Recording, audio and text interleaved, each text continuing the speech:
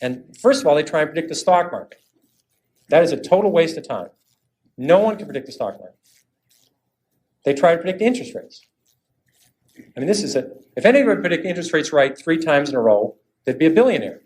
Considering there's not that many billionaires on the planet, it's very, I had logic, so I had a syllogism and studied these when I was at Boston College. There can't be that many people who can predict interest rates because there'd be lots of billionaires. And no one can predict the economy. I had a lot of people in this room were around in 1981 and 82 when we had a 20% prime rate with double-digit inflation, double-digit unemployment. I don't remember anybody telling me in 1981 about it. I didn't read, I studied all this stuff. I don't remember anybody telling me we're going to have the worst recession since the Depression. So what I'm trying to tell you, it'd be very useful to know what the stock market's going to do. It'd be terrific to know that the Dow Jones average a year from now would be X, that we're going to have a full-scale recession, or interest rates are going to be 12%. That's useful stuff. You never know it, though.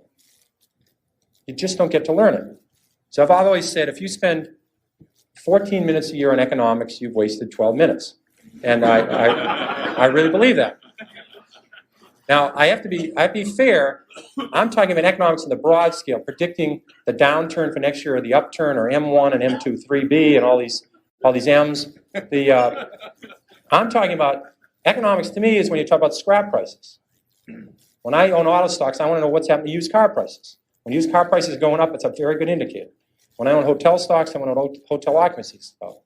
When I own chemical stocks, I want to know what's happening to the price of ethylene. These are facts. If aluminum inventories go down 5 straight months, that's relevant.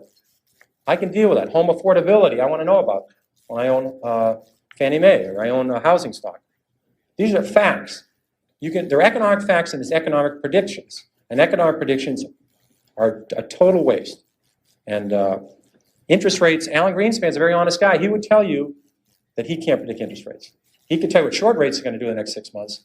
Try and stick them on what the long-term rate will be 3 years from now. They'll say, I don't have any idea. So how are you, the investor, supposed to predict interest rates if the head of the Federal Reserve can't do it? So I think that's, but you should study history, and history is the important thing you learn from. What you learn from history is the market goes down.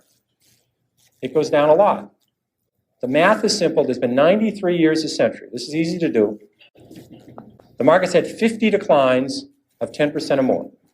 So 50 declines in 93 years. About once every 2 years, the market falls 10%. We call that a correction. That means that's a euphemism for losing a lot of money rapidly. But we call it a correction. And so 50 declines in 93 years, about once every 2 years, the market falls 10%. Of those 50 declines, 15 have been 25% or more. That's known as a bear market. We've had 15 declines in 93 years. So every 6 years, the market's going to have a 25% decline. That's all you need to know.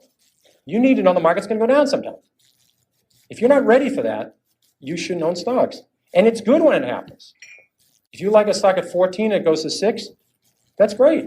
You understand the company, you look at the balance sheet, and they're doing fine. And you're hoping to get to 22 with it.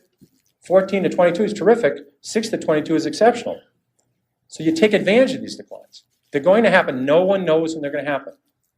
It would be people tell you about it after the fact that they predicted it, but they predicted it 53 times.